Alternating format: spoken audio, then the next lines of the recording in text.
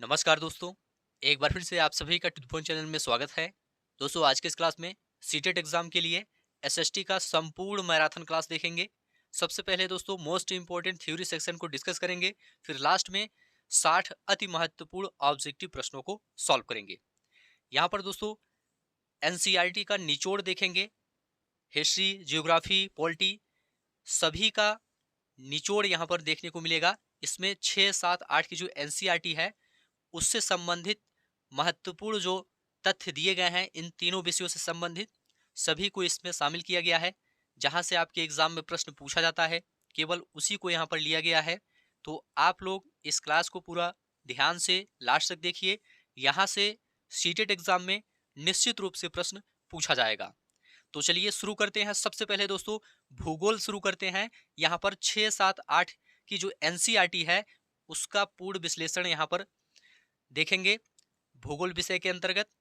तो most important theory section को पहले देख लेते हैं, उसके बाद लास्ट में ऑब्जेक्टिव प्रश्नों को सॉल्व करेंगे। पहले भूगोल के प्रश्नों को देखेंगे, इसके बाद आगे इतिहास मतलब हिस्ट्री के प्रश्नों को देखेंगे, फिर लास्ट में पॉलिटी के प्रश्नों को देखेंगे।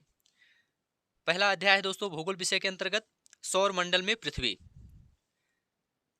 इसमें दोस्तों सबसे पहले खगोलीय पिंड के बारे में जानेंगे। देखिए दोस्तों, सूर्य, चंद्रमा और वे सभी वस्तुएं जो रात में आकाश में चमकती हैं वह खगोलीय पिंड है। खगोलीय पिंड किसे कहते हैं? सूर्य, चंद्रमा और वे सभी वस्तुएं जो रात में आकाश में चमकती हैं सभी खगोलीय पिंड के अंतर्गत आती हैं। तारे जिनके पास अपनी उष्मा और प्रकाश होता है। सूर्य एक औसत आकार का तारा है, इसे ध्यान रखिएगा, सूर्य एक तारा है।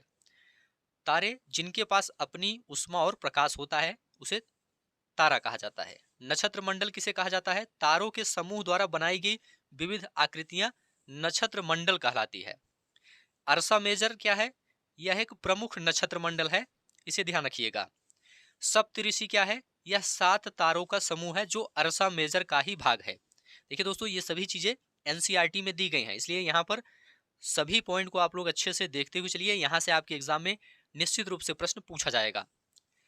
सप्तऋषि 7 तारों का समूह है जो अर्सा मेजर का ही भाग है। ध्रुव तारा यह हमेशा उत्तर दिशा में स्थिर रहता है। प्राचीन काल में लोग इसकी सहायता से दिशा निर्धारण करते थे। ग्रह किसे कहते हैं? यहाँ पर देखिए दोस्तों, प्लेनेट यूनानी शब्द प्लेनेट से बना है जिसका अर्थ है भ्रमक। ग्रहों के पास अपनी उष्मा और प्रकाश नहीं होता, इसे आप लोग ध्यान रखिएगा। सौरमंडल के 8 ग्रहों का विस्तृत विवरण यहाँ पर दिया गया है। क्रम आप लोग अच्छे से देख लीजिए। बुध, शुक्र, पृथ्वी, मंगल, बृहस्पति, शनि, अरुण, वरुण, ये कुल 8 ग्रह हैं सौरमंडल के। और क्रम सबसे पहले सूर्य के सबसे नजदीक बुध है, उसके बाद शुक्र, फिर पृथ्वी, फिर मंगल, फिर बृहस्पति, फिर शनि, फिर अरुण, फिर वरुण। चलिए बुध के बारे में डिटेल थोड़ा सा देख लेते हैं। यह सूर्य के सबसे नजदीक है। अपनी कक्षा में एक चक्कर लगाने में सबसे कम समय लेता है, 88 दिन का समय लेता है एक चक्कर पूरा करने में। शुक्र, इसे पृथ्वी का जुड़वा बहन कहते हैं क्योंकि इसका आकार और द्रव्यमान पृथ्वी के समान है। यह सौरमंडल का सबसे गर्म ग्रह है, इसे ध्यान रखिएगा। सबसे गर्म ग्रह कौन सा है? शुक्र है, सल्फ्यूरिक एसिड के बादलों के कारण। पृथ्वी के बारे में बात कर लेते हैं। यह आकार में 5वां सबसे बड़ा ग्रह है। ध्रुवों के पास चपटी होने के कारण इसके आकार को भूआभ कहा जाता है और इसे नीला ग्रह भी कहते हैं। आकार में 5वां सबसे बड़ा ग्रह है। मंगल, इसे लाल ग्रह कहा जाता है। इसके 2 उपग्रह हैं, फोबोस और डीमोस। बृहस्पति की बात कर लेते हैं। सौरमंडल का सबसे बड़ा ग्रह है, इसके चारों ओर छल्ले पाए जाते हैं। शनि दूसरा सबसे बड़ा ग्रह है, इसके छल्ले सबसे स्पष्ट दिखाई देते हैं। इसका घनत्व पानी से भी कम है। यूरेनस, इसे लेटा हुआ ग्रह कहते हैं क्योंकि इसका अच्छी झुकाव बहुत अधिक है। नेपच्यून सूर्य से सबसे दूर और सबसे ठंडा ग्रह है। चलिए अन्य महत्वपूर्ण पिंड के बारे में बात कर लेते हैं। आप लोग सभी पॉइंट को अच्छे से देखते हुए चलिए, लास्ट में इसी संबंधित प्रश्न देखने को मिलेगा। चंद्रमा पृथ्वी का एकमात्र प्राकृतिक उपग्रह है। इसका व्यास पृथ्वी के व्यास का केवल 1/4 है। यह पृथ्वी का एक चक्कर 27 दिन में पूरा करता है और इतने ही समय में अपने अक्ष पर भी घूमता है। क्षुद्र ग्रह ये तारों, ग्रहों और उपग्रहों के अलावा छोटे पिंड हैं। ये मंगल और बृहस्पति की कक्षाओं के बीच पाए जाते हैं। क्षुद्र ग्रह मंगल और बृहस्पति की कक्षाओं के बीच पाए जाते हैं। यह प्रश्न बहुत बार एग्जाम में पूछा गया है, इसलिए यहाँ पर लिखा गया है, इसे जरूर ध्यान रखिएगा। उल्कापिंड सूर्य के चारों ओर चक्कर लगाने वाले पत्थरों के छोटे टुकड़े होते हैं। पृथ्वी के वायुमंडल में प्रवेश करते समय घर्षण के कारण ये जल जाते हैं, जिसे टूटता तारा कहा जाता है। ठीक है, तो सूर्य के चारों ओर चक्कर लगाने वाले पत्थरों के छोटे टुकड़े उल्कापिंड है। चलिए अगला है ग्लोब, अक्षांश एवं देशांतर। यहां से भी एग्जाम में प्रश्न पूछा जाता है, तो ध्यान से देखते हुए चलिए। अक्षांश रेखाएं ये विषुवत वृत्त 0 डिग्री के समानांतर खींची गई काल्पनिक रेखाएं होती हैं। विषुवत वृत्त क्या है? पृथ्वी को 2 बराबर भागों में यह बांटता है, उत्तरी और दक्षिणी गोलार्ध में। प्रमुख अक्षांश यहां पर देखेंगे। कर्क रेखा 23.5 डिग्री उत्तर में है, यह भारत के 8 राज्यों से होकर गुजरती है। मकर रेखा यह 23.5 डिग्री दक्षिण में है। उत्तर ध्रुव वृत्त 66.5 डिग्री उत्तर और दक्षिण ध्रुव वृत्त 66.5 डिग्री दक्षिण में है। ये सभी पॉइंट ध्यान रखिएगा। ताप कटिबंध, उष्ण कटिबंध कर्क और मकर रेखा के बीच।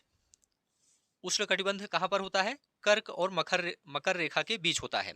कर्क और मकर रेखा के बीच। यहाँ सूर्य वर्ष में एक बार सिर के ऊपर होता है। सबसे अधिक गर्मी यहीं पर होती है उष्ण कटिबंध में। शीतोष्ण कटिबंध यहाँ सूर्य कभी सिर के ऊपर नहीं आता। तापमान मध्यम यहाँ पर रहता है शीतोष्ण कटिबंध में। शीत कटिबंध में यह ध्रुवों के पास है। शीत कटिबंध यहाँ सूर्य क्षितिज से ऊपर नहीं जाता है, इसलिए यह अत्यधिक ठंडा होता है। देशांतर रेखाएं ये उत्तरी ध्रुव को दक्षिणी ध्रुव से मिलाती हैं। इनकी लंबाई समान होती है। प्रमुख यामोत्तर किसे कहते हैं? 0 डिग्री देशांतर, जो लंदन के ग्रीनविच से गुजरती है। और समय का निर्धारण पृथ्वी के 1 डिग्री घूमने में 4 मिनट का समय लेती है। पृथ्वी 1 डिग्री घूमने में 4 मिनट का समय लेती है, इसे ध्यान रखिएगा। इससे संबंधित प्रश्न देखने को मिलेगा। चलिए आगे बढ़ते हैं। भारत का मानक समय कितना है? 82.5 डिग्री पूर्व देशांतर है। ठीक है, और जीएमटी से 5 घंटे 30 मिनट आगे है। चलिए अगला है दोस्तों पृथ्वी की गतियां, घूर्णन। यहां पर केवल मेन पॉइंट देखते हुए चलेंगे ताकि पूरा आपका कंप्लीट हो जाए और यहां से सीधे प्रश्न आपके एग्जाम में आ जाए। यहां पर केवल इंपॉर्टेंट चीजों को लिया गया है। तो पहले थ्योरी सेक्शन को डिस्कस कर लेते हैं, उसके बाद ऑब्जेक्टिव प्रश्नों को देखेंगे। अपने अक्ष पर घूमना, घूर्णन का मतलब अपने अक्ष पर घूमना 24 घंटे में, इससे दिन और रात होते हैं। परिक्रमण, सूर्य के चारों ओर अंडाकार कक्षा में घूमना, इससे ऋतु परिवर्तन होता है परिक्रमण के कारण। दोनों ध्यान रखिएगा। प्रदीप्त वृत्त, वह वृत्त जो ग्लोब पर दिन और रात को विभाजित करता है, प्रदीप्त वृत्त कहलाता है। महत्वपूर्ण स्थितियां यहां पर ध्यान रखिएगा। 21 जून को उत्तर अयनांत, इसमें सूर्य कर्क रेखा पर सीधा चमकता है। 21 जून को उत्तर अयनांत में सूर्य कर्क रेखा पर सीधा चमकता है। उत्तरी गोलार्ध में सबसे लंबा दिन और ग्रीष्म ऋतु होता है। 22 दिसंबर को दक्षिण अयनांत होता है, सूर्य मकर रेखा पर सीधा चमकता है। इसमें दक्षिणी गोलार्ध में ग्रीष्म और उत्तरी गोलार्ध में शीत ऋतु होता है। 21 मार्च और 23 सितंबर को सूर्य विषुवत वृत्त पर सीधा चमकता है। पूरी पृथ्वी पर दिन और रात बराबर होते हैं। तो ये सभी पॉइंट आप लोग ध्यान रखिएगा। नेक्स्ट है पृथ्वी के प्रमुख परिमंडल। पृथ्वी एकमात्र ऐसा ग्रह है जहां जीवन है। इसके 4 मुख्य घटक हैं। स्थल मंडल, इसमें पृथ्वी का ठोस भाग जो चट्टानों और मिट्टी की परतों से बना है, स्थल मंडल कहलाता है। इसे 2 मुख्य भागों में बांटा गया है, महाद्वीप और महासागरीय बेसिन। विश्व का सर्वोच्च शिखर दोस्तों माउंट एवरेस्ट है, ध्यान रखिएगा। 8,848 मीटर ऊंचा है समुद्र तल से। विश्व का सबसे गहरा भाग प्रशांत महासागर का मेरियाना गर्त है, 11,022 मीटर गहरा है। महाद्वीपों के बारे में थोड़ा सा देख लेते हैं। 7 प्रमुख महाद्वीप हैं। एशिया की बात कर लेते हैं। विश्व का सबसे बड़ा महाद्वीप एशिया महाद्वीप है। कर्क रेखा इससे गुजरती है, इसे यूरोप से यूराल पर्वत अलग करता है। यूराल पर्वत यूरोप और एशिया को अलग करता है। ठीक है, इसे यूरोप से यूराल पर्वत अलग करता है।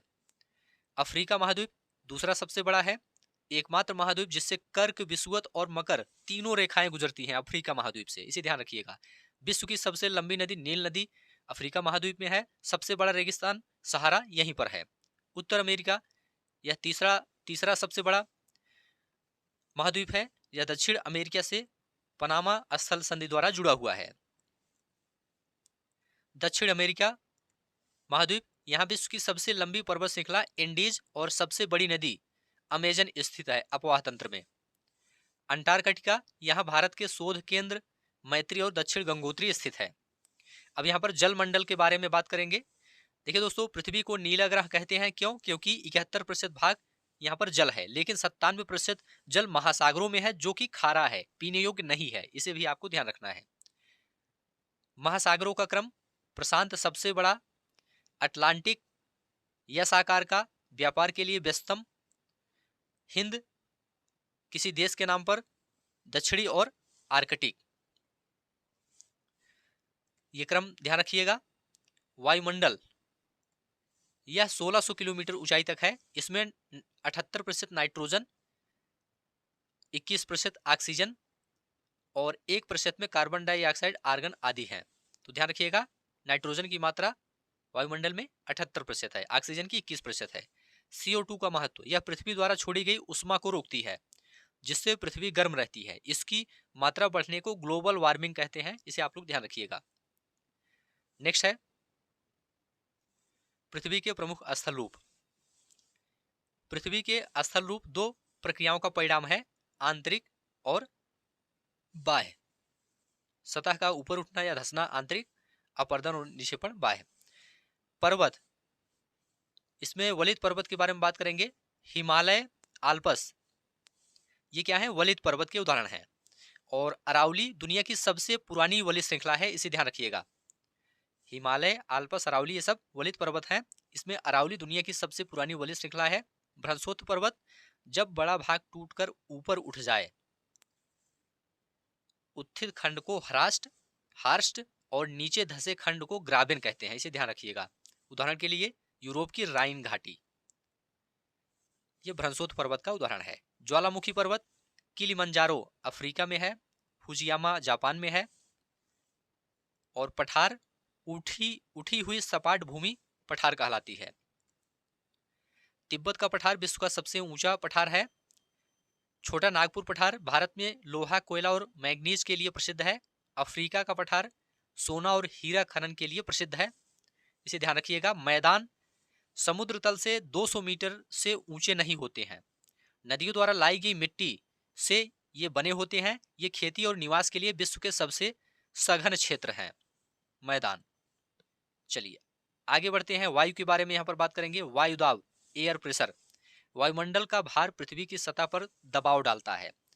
ऊंचाई पर जाने पर वायुदाब तेजी से गिरता है। हवा हमेशा उच्च दाब से निम्न दाब की ओर चलती है, इसे आप लोग ध्यान रखिएगा। पवन के प्रकार, अस्थायी पवने किसे कहते हैं? अस्थायी पवने कौन कौन है? व्यापारिक, पछुआ और ध्रुवी पवने पूरे वर्ष एक ही दिशा में चलती हैं। सामयिक पवने ऋतु के अनुसार दिशा बदलती है, जैसे मानसून। स्थानीय पवने छोटे क्षेत्र में चलती हैं, जैसे भारत में लू। आर्द्रता, वायु में जलवाष्प की मात्रा वायु में जलवाष्प की मात्रा आर्द्रता कहलाती है। जब जलवाष्प ऊपर जाकर ठंडा होता है तो बादल बनते हैं।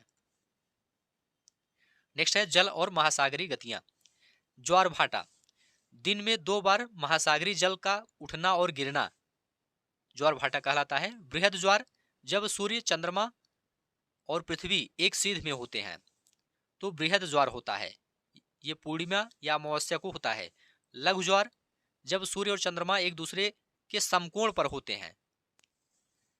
महासागरीय धाराएं, देखिए दोस्तों, एक गर्म धाराएं होती हैं, एक ठंडी धाराएं होती हैं। भूमध्य रेखा के पास जो उत्पन्न होती हैं और ध्रुवों की ओर जाती हैं वह गर्म धाराएं होती हैं, जैसे कि गल्फ स्ट्रीम गर्म धारा है। और ध्रुवों से भूमध्य रेखा की ओर जो धाराएं जाती हैं वह ठंडी धाराएं होती हैं, जैसे कि लैब्राडोर एक ठंडी जलधारा है। जहां गर्म और ठंडी धाराएं मिलती हैं वहां कोहरा होता है और वह मछली पकड़ने का सर्वोत्तम क्षेत्र होता है। इसे भी आप लोग ध्यान रखिएगा, जहां पर गर्म और ठंडी धाराएं मिलती हैं। नेक्स्ट है संसाधन एवं कृषि। मानव निर्मित संसाधन, तकनीक और मशीनरी, ये मानव निर्मित संसाधन है। मानव संसाधन, लोगों की संख्या और योग्यता, शिक्षा और स्वास्थ्य लोगों को बहुमूल्य संसाधन बनाते हैं। कृषि पद्धतियां, गहन निर्वाह कृषि, छोटे भूखंड पर साधारण औजारों से खेती की जाती है, इसे गहन निर्वाह कृषि कहते हैं। वाणिज्यिक कृषि, बड़े स्तर पर मशीनों से खेती की जाती है, जैसे गेहूं मक्का की खेती वाणिज्यिक कृषि के अंतर्गत आती है। स्थानांतरित कृषि, कर्तन एवं दहन पद्धति, इसे उत्तर पूर्वी भारत में झूम कहा जाता है। स्थानांतरित कृषि को ध्यान रखिएगा, उत्तर पूर्वी भारत में क्या कहा जाता है, झूम कहा जाता है स्थानांतरित कृषि को। स्थानांतरित कृषि को मैक्सिको में मिल्पा कहा जाता है, ब्राजील में रोका कहा जाता है। मोस्ट इंपोर्टेंट पॉइंट है, इसे ध्यान रखिएगा। भारत, भौतिक स्वरूप और जलवायु। भौतिक विभाजन, हिमालय, इसमें हिमाद्री, हिमाचल, शिवालिक हिमालय, उत्तर का मैदान, प्रायद्वीपीय पठार, तटीय मैदान और द्वीप समूह। इस तरह से भारत का विभाजन किया गया है भौतिक विभाजन के अंतर्गत। इसमें द्वीप समूह देखेंगे, लक्षद्वीप और अंडमान एवं निकोबार। लक्षद्वीप अरब सागर में प्रवाल द्वीपों से बना है और अंडमान एवं निकोबार बंगाल की खाड़ी में है। जलवायु, भारत की जलवायु मानसूनी है। दक्षिण पश्चिम मानसून भारत में वर्षा लाता है और लौटते हुए मानसून से तमिलनाडु में वर्षा होती है, इसे ध्यान रखिएगा। दक्षिण पश्चिम मानसून भारत में वर्षा लाता है, लौटते हुए मानसून से तमिलनाडु में वर्षा होती है। चलिए, पृथ्वी के अंदर की परतें ध्यान रखिएगा, इंपॉर्टेंट है। पर्पटी, यह सबसे ऊपरी और सबसे पतली परत है, क्रस्ट जिसे बोला जाता है। महाद्वीपीय भाग में यह 35 किलोमीटर और समुद्री सतह में केवल 5 किलोमीटर मोटी है। सियाल, महाद्वीपीय पर्पटी मुख्य रूप से सिलिका और एल्यूमिना से बनी है। सियाल किससे बना है, सिलिका और एल्यूमिना से बना है। सीमा, महासागरीय पर्पटी मुख्य रूप से सिलिका और मैग्नीशियम से बनी है। मतलब सीमा जो है ये महासागरीय, ये मुख्य रूप से सिलिका और मैग्नीशियम से बनी है। और मेंटल, ये पर्पटी के ठीक नीचे 2900 किलोमीटर की गहराई तक फैला है। कोर, सबसे आंतरिक परत है जिसकी त्रिज्या लगभग 3500 किलोमीटर है। यह निकेल और लोहे से बनी है, जिसे नीफे कहते हैं। यहाँ तापमान और दाब बहुत उच्च होता है। चलिए आगे बढ़ते हैं। शैल एवं खनिज। आग्नेय शैल, मैग्मा के ठंडा होने से बनती है आग्नेय शैल, इन्हें प्राथमिक शैल भी कहते हैं, इसे ध्यान रखिएगा।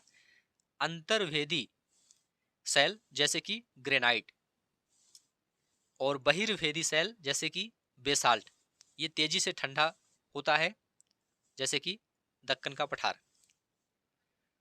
अवसादी शैल, अवसादों के दबने से बनती है, अवसादों के दबने से बनती है अवसादी शैल।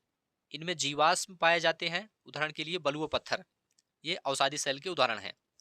कायांतरित शैल, उच्च ताप और दाब के कारण आग्नेय और अवसादी का रूप बदल जाता है, उदाहरण के लिए चिकनी मिट्टी का स्लेट में और चूना पत्थर का संगमरमर में बदलना, ये क्या है, कायांतरित शैल के उदाहरण हैं। इससे संबंधित प्रश्न आगे देखने को मिलेगा। हमारी बदलती पृथ्वी, भूकंप और ज्वालामुखी। स्थल खंडी प्लेटें, पृथ्वी की पर्पटी अनेक प्लेटों में विभाजित है जो धीमी गति से घूमती है, इसे ध्यान रखिएगा। पृथ्वी की पर्पटी अनेक प्लेटों में विभाजित है जो कि धीमी गति से घूम रही है। भूकंप, उद्गम केंद्र किसे कहते हैं, जहां कंपन शुरू होता है अंदर, वह उद्गम केंद्र होता है। अधिकेंद्र उद्गम केंद्र के ठीक ऊपर सतह पर स्थित बिंदु अधिकेंद्र कहलाता है। सबसे ज्यादा नुकसान अधिकेंद्र पर ही होता है। तरंगे, पी तरंगे अनुदैर्घ्य तरंगे हैं, यस तरंगे अनुप्रस्थ तरंगे हैं, एल तरंगे पृष्ठीय तरंगे हैं, ये सबसे विनाशकारी हैं एल तरंगे। चलिए आगे बढ़ते हैं। नदी के कार्य, जब नदी मैदानी भाग में प्रवेश करती है तो मोड़दार मार्ग बनाती है जिसे विसर्प कहते हैं। विसर्प के कट जाने से चाप झील बनती है। चलिए यहां पर नदियों के बारे में बात करेंगे। हिमालय की नदियां, हिमालय अपवाह तंत्र के बारे में बात करेंगे। हिमालय की जो नदियां हैं दोस्तों, ये 12 मासी होती हैं क्योंकि इन्हें वर्षा के साथ साथ ग्लेशियरों से भी पानी मिलता रहता है। इसमें हिमालय की नदियों में एक है सिंधु नदी। इसका उद्गम मानसरोवर झील तिब्बत के पास से होता है। भारत में यह लद्दाख में से प्रवेश करती है। इसकी मुख्य सहायक नदियां सतलुज, ब्यास, रावी, चेनाब और झेलम है। गंगा नदी गंगोत्री हिमनद के पास गोमुख से इसका उद्गम होता है। 2525 किलोमीटर लंबाई इसकी है। भागीरथी और अलकनंदा देवप्रयाग में मिलकर गंगा बनाती है, गंगा कहलाती है। यमुना इसकी सबसे बड़ी सहायक नदी है गंगा की, जो इसके दाहिने किनारे पर मिलती है।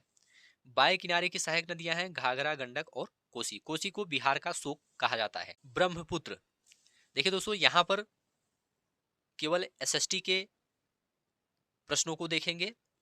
जो पेडागोजी सेक्शन है उसको नेक्स्ट क्लास में लेकर आएंगे। एसएसटी में जो पेडागोजी पूछा जाता है उसको नेक्स्ट क्लास में लेकर आएंगे। अभी केवल एसएसटी के प्रश्नों को देखेंगे। एसएसटी के थ्योरी सेक्शन को यहाँ पर देखेंगे। इसमें ज्योग्राफी, हिस्ट्री और पॉलिटी से संबंधित तथ्य को लिया गया है। ब्रह्मपुत्र नदी मानसरोवर के पास चेमायुंगडुंग हिमनद से इसका उद्गम होता है। इसे तिब्बत में सांगपो कहा जाता है। यह नामचा बरवा शिखर के पास यू टर्न लेकर भारत के अरुणाचल प्रदेश में प्रवेश करती है, जहां इसे दिहांग कहते हैं। यह दुनिया का सबसे बड़ा नदी द्वीप माजुली बनाती है। तो ये सब जानकारी ध्यान रखिएगा। प्रायद्वीपीय नदियां, दक्षिण भारत की नदियां, ये नदियां मौसमी होती हैं। प्रायद्वीपीय नदियां मौसमी होती हैं और वर्षा पर निर्भर करती हैं। इन्हें दो भागों में बांटा जाता है, एक पश्चिम की ओर बहने वाली नदियां और एक पूर्व की ओर बहने वाली नदियां। पश्चिम की ओर बहने वाली नदियां अरब सागर में गिरती हैं और पूर्व की ओर बहने वाली नदियां बंगाल की खाड़ी में गिरती हैं। पश्चिम की ओर बहने वाली नदियों में नर्मदा नदी है, तापी नदी है।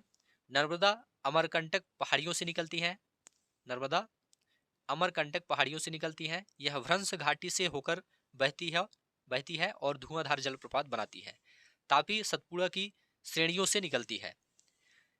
ध्यान रखिएगा, ये नदियां डेल्टा नहीं बनाती हैं, नर्मदा और तापी, बल्कि एस्चुरी बनाती हैं। और पूर्व की ओर बहने वाली जो नदियां हैं, इसमें आपका महानदी है, ये छत्तीसगढ़ से निकलती है। गोदावरी, इसे दक्षिण गंगा कहा जाता है। यह प्रायद्वीपीय भारत की सबसे लंबी नदी है। और कृष्णा महाबलेश्वर के पास से निकलती है। इसकी सहायक नदियां तुंगभद्रा और भीमा है। कावेरी ब्रह्मगिरी श्रृंखला से निकलती है। यह दक्षिण की ऐसी नदी है जिसमें लगभग पूरे साल पानी रहता है। तो ये सभी पॉइंट आप लोग ध्यान रखिएगा। महत्वपूर्ण शब्दावली, जल विभाजक किसे कहते हैं?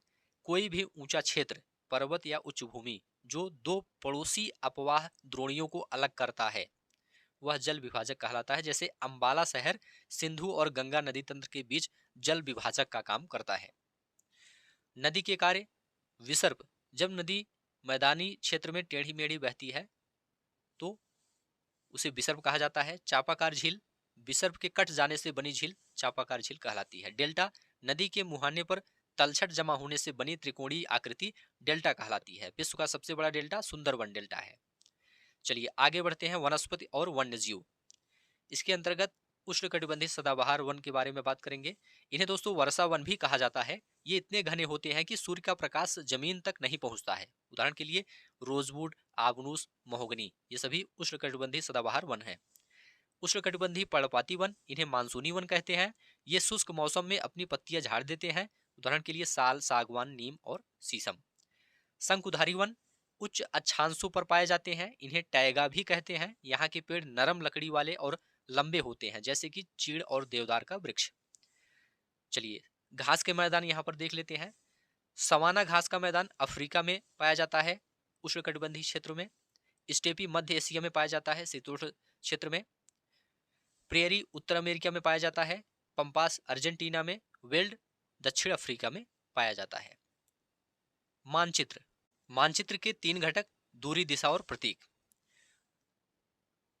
दूरी छोटे पैमाने वाला मानचित्र महाद्वीपों के लिए, बड़े पैमाने वाला मानचित्र गांव शहर के लिए। इसमें जानकारी अधिक होती है। दिशा, 4 मुख्य दिशाओं उत्तर, दक्षिण, पूर्व, पश्चिम को प्रधान दिग्बिंदु कहते हैं। रंगों का मानक, जलाशयों के लिए नीला, पर्वतों के लिए भूरा, पठारों के लिए पीला और मैदानों के लिए हरा रंग। इसे ध्यान रखिएगा। रंगों का मानक, जलाशयों के लिए नीला, पर्वतों के लिए भूरा, पठारों के लिए पीला और मैदानों के लिए हरा रंग। बस्तियां, परिवहन और संचार। बस्तियां, सघन बस्तियां जहां घर पास पास बने होते हैं जैसे कि मैदानी क्षेत्र। प्रकीर्ण बस्तियां, जहां घर दूर दूर होते हैं उसे प्रकीर्ण बस्तियां कहते हैं, जैसे कि पहाड़ी या जंगली क्षेत्र। तो ये सभी पॉइंट आप लोग ध्यान रखिएगा।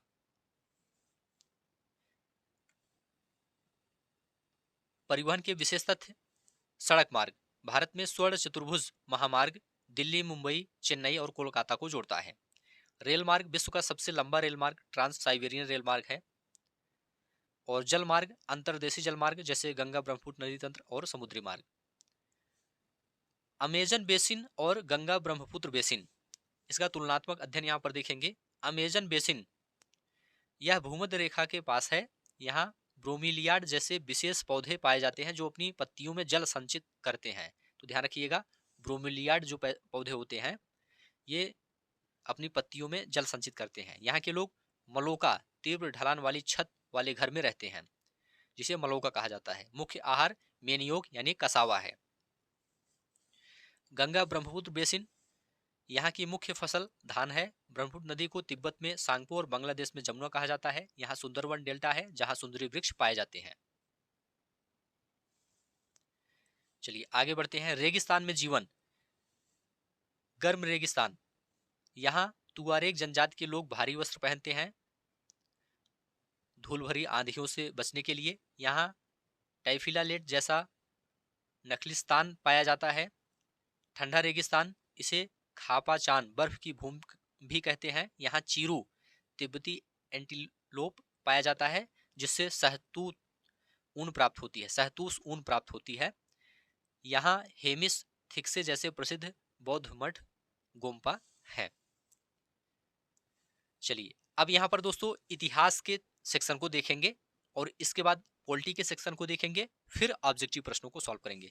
तो इतिहास के जो इंपॉर्टेंट चीजें हैं यहाँ पर देखते हुए चलिए। अध्याय 1, क्या, कहां, कैसे और कब। इतिहास के स्रोत, यहाँ पर पांडुलिपि के बारे में बात करेंगे। हाथ से लिखी पुस्तकें, ये प्रायः ताड़पत्रों या हिमालय में उगने वाले भूर्ज नामक पेड़ की छाल पर लिखी जाती थी। पांडुलिपि।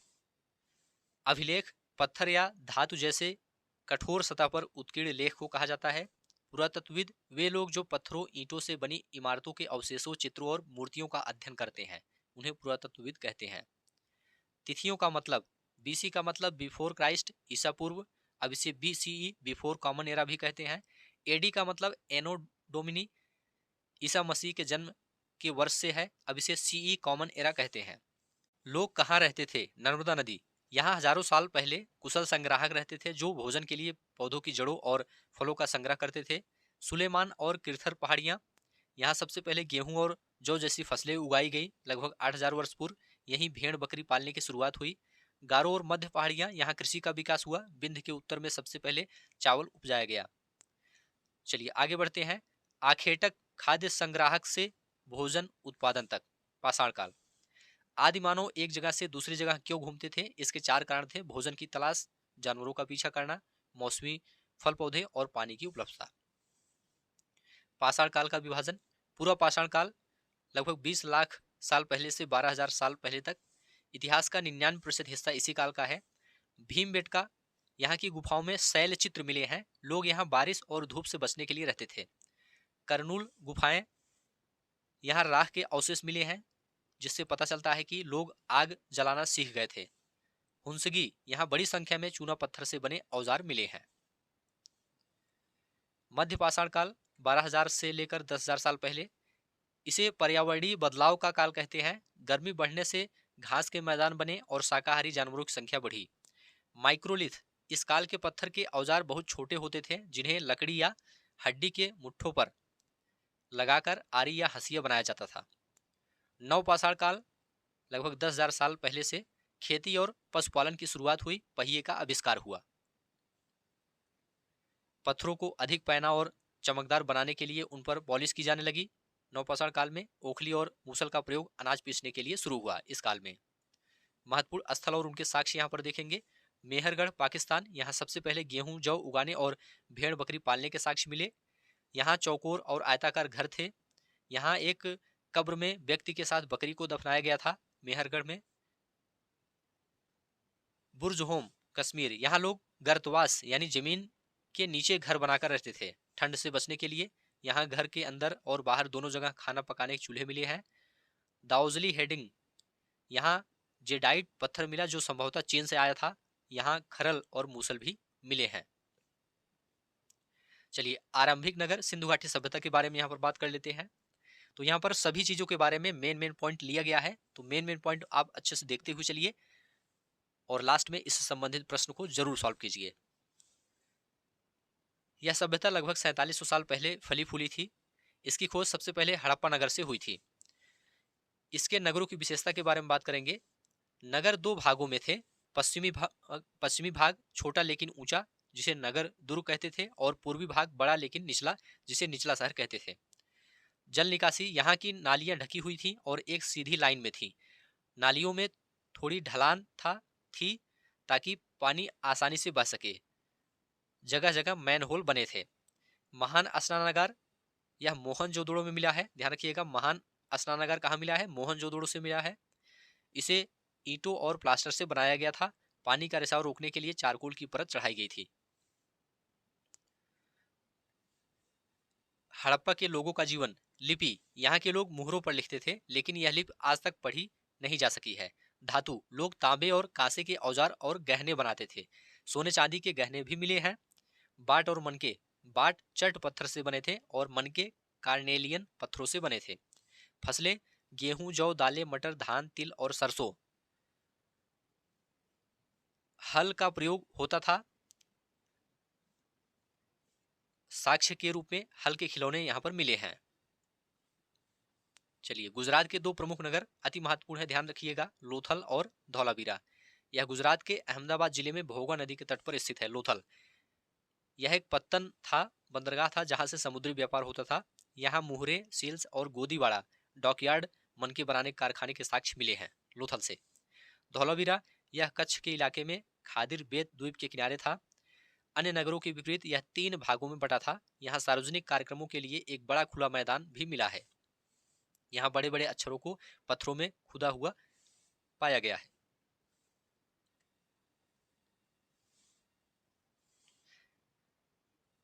नेक्स्ट है किताबें और कब्रों के बारे में। ये हमें क्या बताती हैं? वैदिक काल। वेद 4 वेद हैं, ऋग्वेद, सामवेद, यजुर्वेद, अथर्ववेद। ऋग्वेद सबसे पुराना वेद है। इसमें 1000 से ज्यादा प्रार्थनाएं हैं जिन्हें सूक्त कहते हैं। सूक्त का मतलब अच्छी तरह बोला गया। मुख्य देवता अग्नि थे, आग के देवता इंद्र थे, युद्ध के देवता सोम थे, एक पौधा। समाज, 2 मुख्य वर्ग थे, ब्राह्मण, पुरोहित और राजा। ऋग्वैदिक राजाओं के पास न महल थे, न सेना, न ही वे कर वसूलते थे। जनता को जन या विष कहा जाता था। महापाषाण, ये बड़े पत्थरों के कब्रगाह थे। कब्रों में मृतकों के साथ लोहे के औजार, सोने के गहने और पत्थर के मनके मिले हैं। इनाम गांव, महाराष्ट्र, यहाँ लोगों को सिर उत्तर की ओर करके दफनाया जाता था। यहाँ एक व्यक्ति को 5 कमरों वाले घर के आंगन में दफन पाया गया था। राज्य, राजा और एक प्राचीन गणराज्य। महाजनपद काल के बारे में यहाँ पर देखेंगे। लगभग 3000 साल पहले राजा बनने की प्रक्रिया में बदलाव आया। अब लोग अश्वमेध यज्ञ के जरिए बड़े राजा के रूप में प्रतिष्ठित होने लगे थे। वर्ण व्यवस्था, पुरोहितों ने समाज को 4 वर्गों में बांटा, ब्राह्मण, क्षत्रिय, वैश्य और शूद्र। वेदों का अध्ययन और यज्ञ करना इनका काम था। युद्ध करना और लोगों की रक्षा करना क्षत्रिय का काम था। खेती, पशुपालन और व्यापार करना वैश्य का। अन्य तीनों वर्गों की सेवा करना शूद्र का। इन्हें वेदों के अध्ययन की अनुमति नहीं थी। नोट, महिलाओं और शूद्रों की स्थिति समान मानी गई थी। जनपद और महाजनपद। जनपद, जन के बसने की जगह। पुरातात्विक खुदाई में दिल्ली का पुराना किला और मेरठ का हस्तिनापुर प्रमुख है। महाजनपद, लगभग 2500 साल पहले कुछ जनपद अधिक महत्वपूर्ण हो गए। इनकी राजधानियों की किलेबंदी की गई थी। कर, राजाओं को सेना और किलेबंदी के लिए संसाधनों की जरूरत थी। फसलों पर कर, उपज का 1/6 हिस्सा, इसे भाग कहा जाता था। कारीगरों पर कर, श्रम के रूप में महीने में एक दिन राजा के लिए काम करना। मगध और वज्जी, तुलनात्मक अध्ययन यहाँ पर देखेंगे। मगध, यह सबसे शक्तिशाली महाजनपद था। यहाँ से गंगा और सोन नदियां बहती थी। बिंबिसार और अजातशत्रु यहाँ के प्रमुख शासक थे। राजगृह और बाद में पाटलिपुत्र इसकी राजधानी बनी। वज्जी, इसकी राजधानी वैशाली थी। यहाँ गढ़ या संघ शासन व्यवस्था थी, जहाँ कई शासक एक साथ शासन करते थे और सभाओं में चर्चा करके निर्णय लेते थे। चलिए, नेक्स्ट है दोस्तों बौद्ध और जैन धर्म। बौद्ध धर्म के संस्थापक सिद्धार्थ या गौतम बुद्ध थे। इनका जन्म लगभग 2500 साल पहले 563 ईसा पूर्व साक्यगढ़ में हुआ था। ज्ञान की प्राप्ति बिहार के बोधगया में एक पीपल वृक्ष के नीचे ज्ञान की प्राप्ति हुई। बोधगया में प्रथम उपदेश सारनाथ में दिया गया था। मृत्यु या निर्वाण कुशीनगर में हुई थी। शिक्षा, जीवन दुखों से भरा है जिसका कारण तृष्णा है, लालसा है। उन्होंने विनय पिटक में संघ के नियम लिखे हैं। जैन धर्म, 24वें तीर्थंकर वर्धमान महावीर थे। लिच्छवी कुल के राजकुमार थे। शिक्षा, अहिंसा का कड़ाई से पालन। महावीर के अनुसार सभी जीव जीना चाहते हैं। अनुयायी मुख्य रूप से व्यापारी, किसानों के लिए नियमों का पालन कठिन था क्योंकि उन्हें फसल बचाने के लिए कीड़े मारने पड़ते थे। उपनिषद और संघ। उपनिषद, इसका अर्थ है गुरु के समीप बैठना। इसमें आत्मा और ब्रह्मा के बारे में चर्चा है। प्रसिद्ध विचारक गार्गी और सत्यकाम जाबाल। विहार, जैन और बौद्ध भिक्षुओं के लिए बनाया गया अस्थायी निवास विहार कहलाता था। शुरू में ये लकड़ी के थे, बाद में ईंटों के बने। अशोक एक अनोखा सम्राट जिसने युद्ध का त्याग कर दिया था। मौर्य साम्राज्य के बारे में यहां पर बात करेंगे। इसके संस्थापक चंद्रगुप्त मौर्य थे। चाणक्य की पुस्तक का नाम दोस्तों अर्थशास्त्र है। चाणक्य या कौटिल्य की सहायता से इन्होंने मौर्य साम्राज्य की स्थापना की, चंद्रगुप्त मौर्य ने।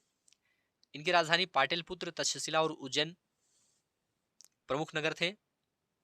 राजधानी पाटलिपुत्र थी, तक्षशिला और उज्जैन प्रमुख नगर थे। अशोक वह पहला शासक था जिसने अपने संदेश अभिलेखों प्राकृत और ब्राह्मी लिपि के जरिए जनता तक पहुंचाए थे। कलिंग युद्ध और धम्म। कलिंग उड़ीसा का प्राचीन नाम। युद्ध में हुए रक्तपात को देखकर अशोक का हृदय परिवर्तन हुआ, जिसके कारण इन्होंने युद्ध का त्याग कर दिया था। धम्म, यह संस्कृत शब्द धर्म का प्राकृतिक रूप है। अशोक के धम्म में किसी देवता की पूजा या कर्मकांड की आवश्यकता नहीं थी। उन्होंने धम्म महामत नामक अधिकारियों की नियुक्ति की थी। लोहे का प्रयोग, लगभग 2500 साल पहले कुल्हाड़ियों और हल के फाल के प्रयोग से कृषि उत्पादन बढ़ा। गांव की संरचना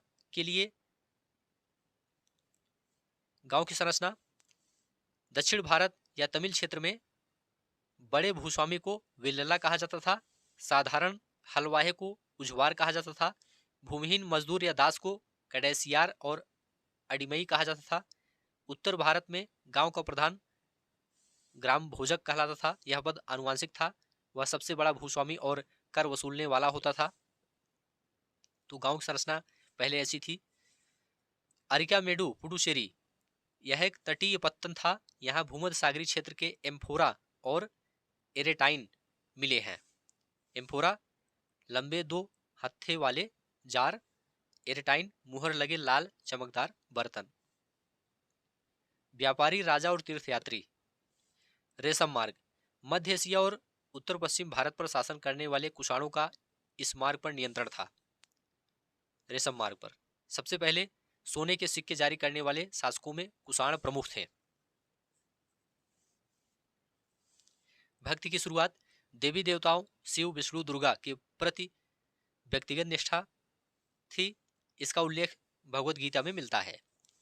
बौद्ध धर्म का प्रसार, कनिष्क के समय महायान शाखा का उदय हुआ। अश्वघोष कनिष्क के दरबार में रहते थे। नेक्स्ट है नए साम्राज्य और राज्य। गुप्त और हर्षवर्धन काल के बारे में यहाँ पर बात करेंगे। प्रशस्तियां, प्रशस्ति एक संस्कृत शब्द है जिसका अर्थ है प्रशंसा। समुद्रगुप्त की प्रशस्ति है इलाहाबाद के अशोक स्तंभ पर खुदी हुई है यह। इसके लेखक समुद्रगुप्त के दरबारी कवि हर्षिण थे। समुद्रगुप्त की नीतियां कथन कारण के लिए दोस्तों महत्वपूर्ण है क्योंकि इससे संबंधित प्रश्न कथन कारण में पूछे जाते हैं। आर्यावर्त के 9 शासक, इन्हें हराकर इनके राज्यों को अपने राज्य में मिला लिया गया था इनके द्वारा।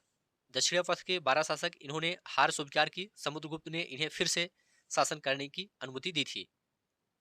पड़ोसी देश उपहार लाते थे इनके लिए और आज्ञा का पालन करते थे। तो ये सभी चीजें ध्यान रखिएगा। वंशावलियां और विक्रमी संवत। समुद्रगुप्त के पुत्र चंद्रगुप्त द्वितीय विक्रमादित्य ने पश्चिम भारत में शक शासकों को हराया था। ध्यान रखिएगा, चंद्रगुप्त द्वितीय ने पश्चिम भारत में शक शासकों को हराया था। उन्हीं के दरबार में कवि कालिदास और खगोल शास्त्री आर्यभट्ट थे। हर्षवर्धन, इनके दरबारी कवि बाणभट्ट ने इनकी जीवनी हर्षचरित संस्कृत में लिखी है। चीनी यात्री ह्वेनसांग इनके समय में भारत आया था। दक्षिण के राजवंश पल्लव और चालुक्य। पल्लव राजधानी कांचीपुरम थी। पल्लव की राजधानी कहाँ थी? कांचीपुरम। इनका राज्य कावेरी डेल्टा तक फैला था। चालुक्य, इनकी राजधानी एहोल थी। इनका राज्य कृष्णा और तुंगभद्रा नदियों के बीच था। पुलकेशियन द्वितीय सबसे प्रसिद्ध चालुक्य राजा थे। इनके दरबारी कवि रविकीर्त ने एहोल प्रशस्ति लिखी थी। आप लोग ध्यान से देखते हुए चलिए, सुनते हुए चलिए, आपका पूरा रिवीजन हो जाएगा, तैयार हो जाएगा। लास्ट में प्रश्नों का टेस्ट आप लोग जरूर दीजिएगा, क्योंकि वहां से आपके एग्जाम में प्रश्न पूछा जाएगा। और यहाँ पर जो तथ्य दिए जा रहे हैं थ्योरी सेक्शन में, इसको जरूर देख कर जाइएगा, क्योंकि यहाँ से भी आपके एग्जाम में प्रश्न पूछा जाएगा। स्तूप और मंदिर। स्तूप, इसका अर्थ टीला है। इसके केंद्र में एक धातु मंजूषा, एक छोटा डिब्बा होता है जिसमें बुद्ध या उनके शिष्यों के अवशेष होते हैं। प्रदक्षिणा पथ, स्तूप के चारों ओर घूमने का रास्ता जो रेलिंग से घिरा होता था। शिखर, मंदिर के मुख्य भाग, गर्भगृह के ऊपर बनाई गई ऊंची संरचना। चित्रकला और साहित्य, अजंता की गुफाएं, यहाँ के चित्र मसालों की रोशनी में बनाए गए थे। इनके रंग 1500 साल बाद भी चमकदार हैं, क्योंकि ये पौधों और खनिजों से बने थे। अजंता की गुफाएं। सिलवद्दी कारम, प्रसिद्ध तमिल महाकाव्य जिसे इलांगो ने लिखा। मणिमेखल लई, सतनार द्वारा लिखा गया दूसरा महान तमिल महाकाव्य है। हजारों वर्षों के दौरान हुए परिवर्तन, यहां से मध्यकालीन भारत की नींव शुरू होती है। नए सामाजिक और राजनीतिक समूह का उदय होता है। इस काल में राजपूत शब्द प्रसिद्ध हुआ।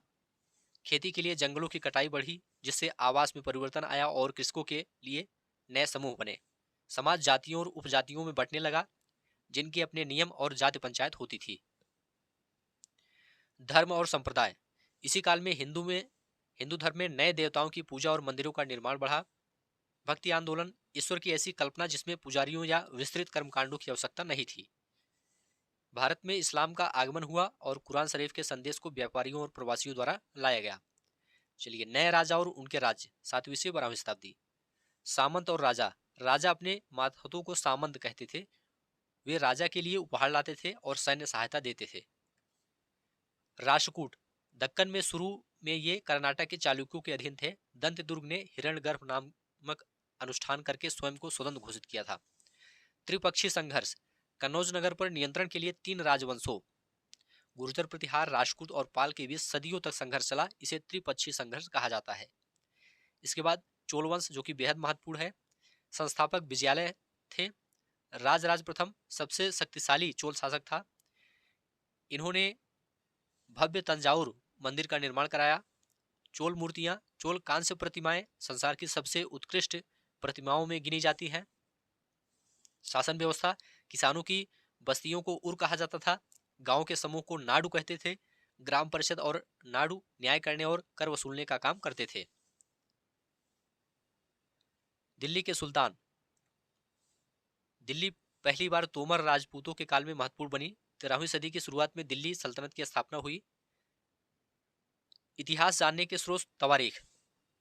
सुल्तानों के काल में प्रशासन की भाषा फारसी थी। प्रशासन की भाषा फारसी थी। इतिहास लिखने वालों को तवारीख के लेखक कहा जाता था। न्याय का चक्र, फक्र ए मुदब्बिर ने लिखा कि राजा का काम सैनिकों के बिना नहीं चल सकता। सैनिक वेतन के बिना नहीं जी सकते और वेतन किसानों से वसूले गए राजस्व से आता है, इसलिए किसानों की खुशहाली जरूरी है। चलिए, रजिया सुल्तान और जेंडर भेद। 1236 में इल्तुतमिश की बेटी रजिया सुल्तान सिंहासन पर बैठी। उस समय के इतिहासकार मिनहाज ए सिराज ने स्वीकार किया कि वह अपने भाइयों से अधिक योग्य थी, लेकिन एक महिला का शासक होना सामाजिक व्यवस्था के विरुद्ध माना गया। 1240 में उसे हटा दिया गया। ये सभी चीजें आप लोग ध्यान रखिएगा, केवल इंपॉर्टेंट चीजें यहां पर लिखी गई हैं, ठीक है। खिलजी और तुगलक प्रशासन। बंदगा, सुल्तान अपने विश्वसनीय गुलामों को ऊंचे पदों पर रखते थे, जिन्हें फारसी में बंदगा कहा जाता था। इक्ता इलाकों को इक्ता कहा जाता था और इनके धारक को इक्तादार या मुक्ति कहा जाता था। इनका काम सैन्य सेवा देना और कर वसूलना था। अलाउद्दीन खिलजी का बाजार नियंत्रण। उसने दिल्ली में वस्तुओं की कीमतें तय की ताकि विशाल सेना का खर्च कम रखा जा सके। मोहम्मद तुगलक की योजनाएं। उसने राजधानी दिल्ली से दौलताबाद स्थानांतरित की थी और सांकेतिक मुद्रा चलाई थी जो कि असफल रही। ये पॉइंट आप लोग ध्यान रखिएगा। मुगल साम्राज्य। मुगल दो महान राजवंशों के वंशज थे, माता की ओर से चंगेज खान मंगोल और पिता की ओर से तैमूर के। प्रमुख मुगल शासक के बारे में यहाँ पर बात करेंगे। बाबर 1526 से 1530। पानीपत के प्रथम युद्ध में इब्राहिम लोदी को हराया था। पहली बार तोपों का प्रभावी प्रयोग किया गया था इसके द्वारा। अकबर 1556 से 1605। 13 वर्ष की आयु में सम्राट बना। मनसबदारी व्यवस्था इसने शुरू की थी। मनसब का अर्थ है पद। जात की संख्या से अधिकारी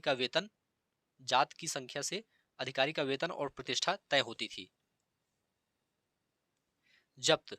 अकबर के राजस्व मंत्री टोडरमल ने 10 साल का कृषि सांख्यिकी सर्वे किया। इस राजस्व सुव्यवस्था को जब्त कहा गया। सुलह ए कुल। अकबर ने सभी धर्मों के बीच शांति और सहिष्णुता के लिए सुलह ए कुल का विचार दिया था। औरंगजेब और मुगलों का पतन।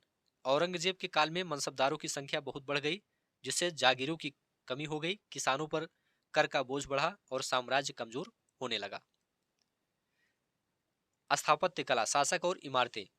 8वीं और 18वीं शताब्दी के बीच राजाओं ने दो तरह की इमारतें बनाई, सुरक्षित किले या महल और सार्वजनिक उपयोग के लिए मंदिर या मस्जिद। निर्माण की तकनीकी क्या थी? अनुप्रस्थ टोडा निर्माण। छतों और दरवाजों को दो स्तंभों के ऊपर एक आड़ी सह तीर रखकर बनाया गया, जिसे अनुप्रस्थ टोडा निर्माण कहा जाता है। चापाकार 12वीं सदी के बाद दरवाजों के ऊपर का भार मेहराब पर डाल दिया गया। इसमें डाट का प्रयोग होता था। चार बाग और पितरादुरा। चार बाग, मुगलों ने बगीचों को 4 समान हिस्सों में बांटने की परंपरा शुरू की थी। उदाहरण के लिए हुमायूं का मकबरा, शालीमार बाग। पितरादुरा उत्कीर्ण संगमरमर या बलुआ पत्थर पर रंगीन कीमती पत्थरों को जड़कर बनाई गई सुंदर नक्काशी। उदाहरण के लिए ताजमहल, लाल किले का दीवाने आम। इसे ध्यान रखिएगा। ईश्वर से अनुराग, भक्ति और सूफी आंदोलन। दक्षिण भारत के संत। नैनार शिव के भक्त थे, ये संख्या 63 थी। अलवार विष्णु के भक्त थे। इनकी रचनाएं दिव्य प्रबंधम में संकलित हैं। ऐनार शिव के भक्त थे, अलवार विष्णु के भक्त थे। वीर शैव आंदोलन कर्नाटक में बसवड़ा द्वारा शुरू किया गया। उन्होंने जाति और नारी के प्रति भेदभाव का विरोध किया था। सूफी संत, ये मुस्लिम रहस्यवादी थे। उन्होंने बाहरी आडंबरों को त्याग कर ईश्वर के प्रति प्रेम पर जोर दिया। खानकाह, जहां सूफी संत चर्चा करते थे और रहते थे, उसे खानकाह कहा जाता है। प्रमुख संत ख्वाजा मोइनुद्दीन चिश्ती, बाबा फरीद, निजामुद्दीन औलिया।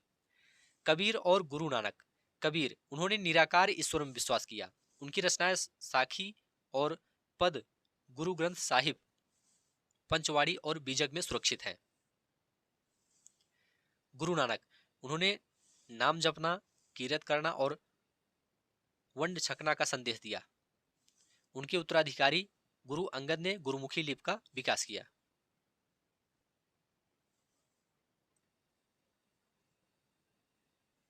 क्षेत्रीय संस्कृतियों का निर्माण। चेर और मलयालम। 9वीं शताब्दी में महोदयपुरम केरल में चेर साम्राज्य ने मलयालम भाषा का प्रयोग सरकारी अभिलेखों में शुरू किया था। जगन्नाथ संप्रदाय। पूरी उड़ीसा में स्थानीय जनजातीय लोग लकड़ी की प्रतिमा बनाते थे, जिसे बाद में विष्णु का रूप माना गया। कथक, कथा शब्द से निकला है। यह पहले मंदिरों में कथा सुनाने वालों का एक समूह था। राजस्थान और लखनऊ के दरबार में इसे संरक्षण मिला था। लघु चित्र, मुगलों ने सुंदर किताबों की पांडुलिपियों को चित्रित करने के लिए लघु चित्रों को बढ़ावा दिया था। व्यापार से साम्राज्य तक कंपनी की सत्ता। यूरोपीय कंपनियों का आगमन। 1498 में पुर्तगाली खोजी यात्री वास्को डिगामा ने भारत के समुद्री मार्ग की खोज की।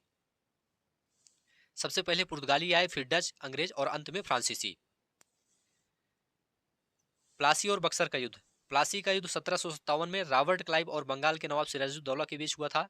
मीर जाफर की गद्दारी के कारण नवाब हार गया। यह अंग्रेजों की पहली बड़ी जीत थी। बक्सर का युद्ध 1764 में हुआ। इस युद्ध के बाद 1765 में मुगल सम्राट ने ईस्ट इंडिया कंपनी को बंगाल की दीवानी दे दी थी। राजस्व वसूलने का अधिकार दे दिया था। कंपनी की नीतियां, सहायक संधि, लॉर्ड वेलेस्ली द्वारा इसे शुरू किया गया था। इसके तहत भारतीय शासकों को अपनी स्वयं सेना रखने की अनुमति नहीं थी, उन्हें ब्रिटिश रेजिडेंट रखना पड़ता था। विलय नीति, लॉर्ड डलहौजी द्वारा शुरू किया गया था विलय नीति, डॉक्ट्रिन ऑफ लैप्स। यदि किसी शासक का कोई पुरुष उत्तराधिकारी नहीं होता तो उसका राज्य ब्रिटिश साम्राज्य में मिला लिया जाता था, जैसे कि सतारा, झांसी, नागपुर को। चलिए, यहां पर केवल इंपॉर्टेंट चीजों को लिया गया है। आगे बढ़ते हैं।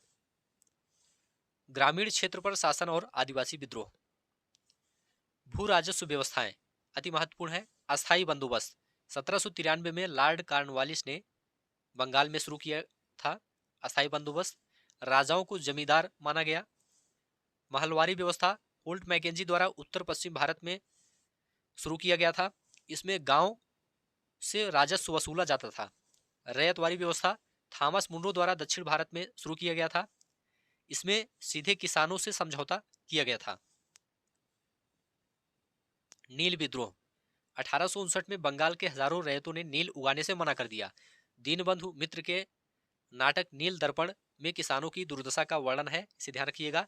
आदिवासी विद्रोह, बिरसा मुंडा झारखंड के छोटा नागपुर क्षेत्र में मुंडा विद्रोह का नेतृत्व किया था। वे स्वर्ण युग की वापसी चाहते थे जहां आदिवासी शांति से रहे।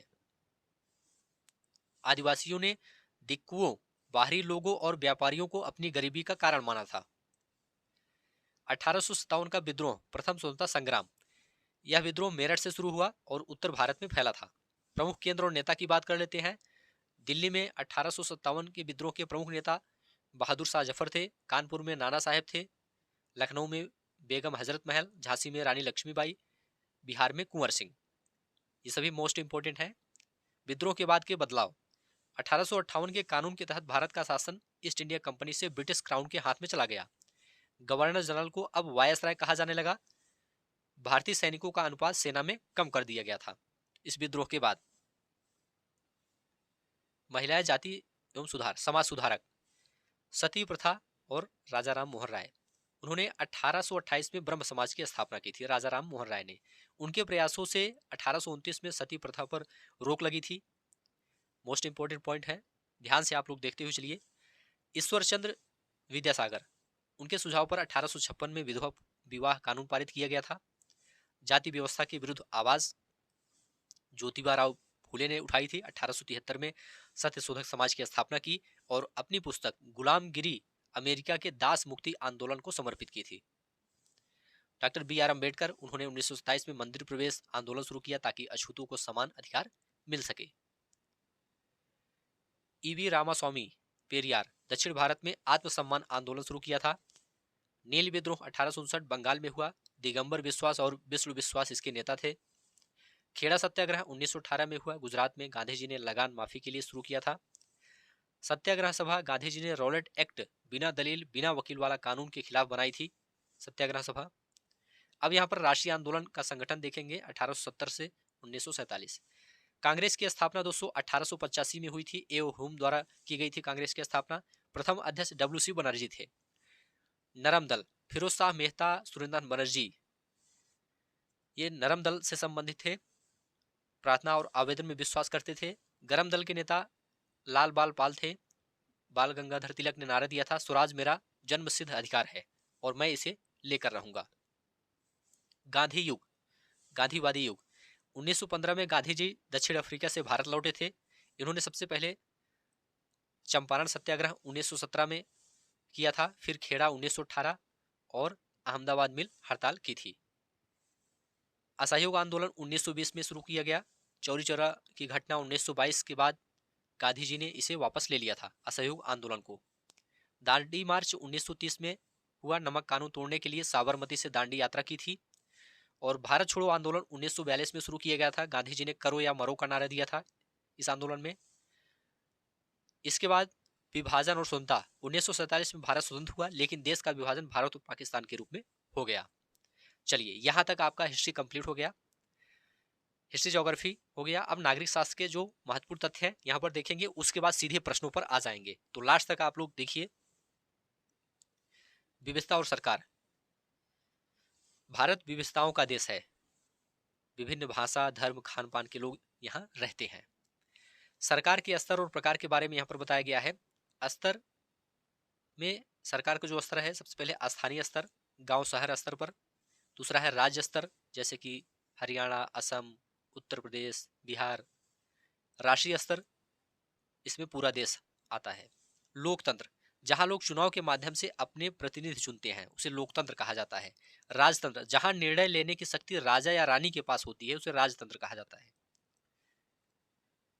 यूनिवर्सल एडल्ट फ्रेंचाइजी, भारत में 18 वर्ष या उससे अधिक आयु के सभी नागरिकों को वोट देने का अधिकार दिया गया है।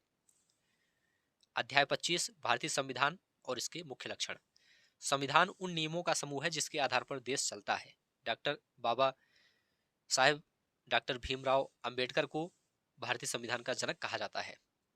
बाबा साहेब डॉक्टर भीमराव अंबेडकर को भारतीय संविधान का जनक कहा जाता है। मुख्य लक्षण संघवाद है। देश में एक से ज्यादा स्तर की सरकारें हैं, जैसे केंद्र और राज्य सरकार है। संसदीय शासन पद्धति है, जनता अपने प्रतिनिधियों का चुनाव स्वयं करती है। शक्तियों का बंटवारा, संविधान के अनुसार सरकार के 3 अंग हैं। विधायिका जो कानून बनाती है, निर्वाचित प्रतिनिधि। कार्यपालिका जो कानूनों को लागू करती है। न्यायपालिका जो विवादों को सुलझाती है और न्याय करती है। धर्मनिरपेक्षता, राज्य का अपना कोई आधिकारिक धर्म नहीं होता है। मौलिक अधिकार अति महत्वपूर्ण है, इसमें समानता का अधिकार दिया गया है। कानून की नजर में सब बराबर हैं। छुआछूत का अंत किया गया है। स्वतंत्रता का अधिकार दिया गया है। अभिव्यक्ति, संगठन बनाने और कहीं भी आने जाने की आजादी है। शोषण के विरुद्ध अधिकार दिया गया है। 14 वर्ष से कम उम्र के बच्चों से मजदूरी करवाना अपराध माना गया है। धार्मिक स्वतंत्रता, सांस्कृतिक और शैक्षणिक अधिकार दिए गए हैं और संवैधानिक उपचारों का अधिकार दिया गया है। चलिए यहाँ पर भारतीय संविधान के प्रमुख अनुच्छेद की बात कर लेते हैं। अनुच्छेद 14 समानता के अधिकार से संबंधित है। कानून के समक्ष सभी नागरिक को समान माना गया है। अनुच्छेद 15 भेदभाव का निषेध से संबंधित है। इसमें धर्म, मूल वंश, जाति, लिंग या जन्म स्थान के आधार पर भेदभाव पर रोक लगाया गया है। अनुच्छेद 17 अस्पृश्यता के अंत से संबंधित है। छुआछूत को पूरी तरह समाप्त कर दिया गया है। अनुच्छेद 19 स्वतंत्रता के अधिकार से संबंधित है। विचार व्यक्त करने, सभा करने, संगठन बनाने की आजादी है।